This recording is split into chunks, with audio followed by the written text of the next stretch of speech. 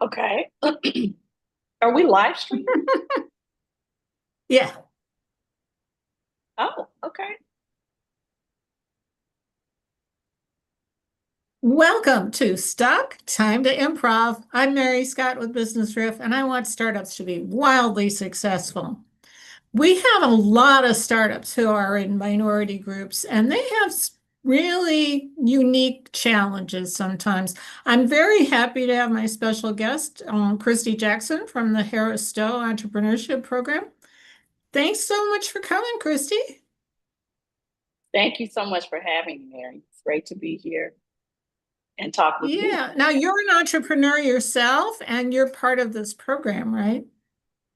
So, I am the executive director of the Center of Innovation and Entrepreneurship at the Harris Stowe State University, which is St. Louis's only HBCU. And you speak of one of the entrepreneurship programs that we offer, which is one of 12 here at our center. We understand that there are unique needs that African American business owners have. I have experienced that personally in building my coaching and consulting firm. My husband and I were one of the first Black couples to open a co-working space here in St. Louis called the DK Annex.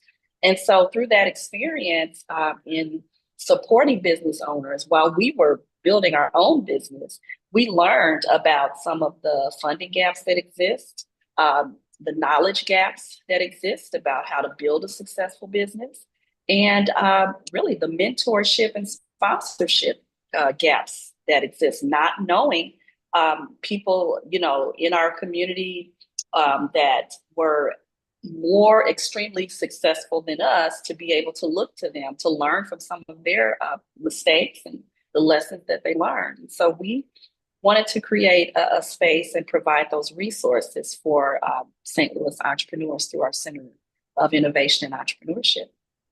Right. So, what are some of the fundamental challenges that particularly African Americans face these days? Well, beyond what I just mentioned, just access to capital, right? Being red capital ready, having, making sure that you have your um, business plans clearly articulated, Mhm. um, you know, making sure that you have your financial statements accessible and updated. Mhm. Um, even having, just the right business support, having an accountant, having a bookkeeper, being able to build that trust with those business support service providers is really important. So, I would say that there is a knowledge gap in how to build a successful business. mhm. Oftentimes we just jump in with both feet, because we're providing a service or creating a product that we as an entrepreneur are, personally passionate about or, really like to make, but haven't really done the research to see if the market is interested in, buying that product or that service. And, Validating the because of idea. it's so important. And going off of you know encouragement from your friends and family to say, you should be doing this business, you need to be doing this business, but they're not purchasing your products or they're not investing in your business. So you have to make sure that the idea is validated and that you have investors, customers, clients that want to purchase those products or those services. So and mentorship is really important. And it's important for you to have mentors, in the same industry of work because they have, experience maybe that you don't have. They've, you know, gone over some of the hurdles that it, may take to build a business.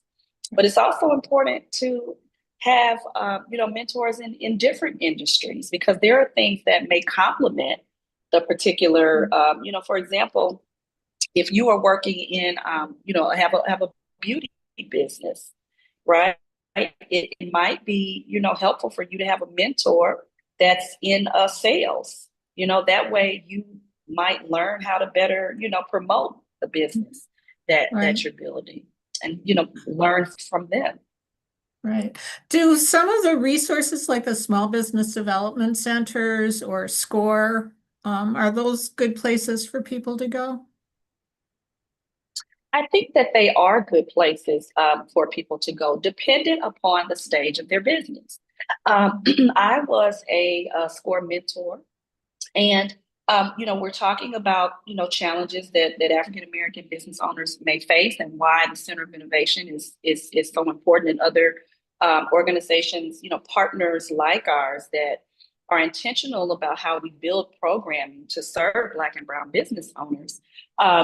SCORE can be intimidating to early stage startups. A lot of the SCORE mentors, have lots of experience. They have, many of them are retired in their particular fields. Many of them are men. Many of them are white men.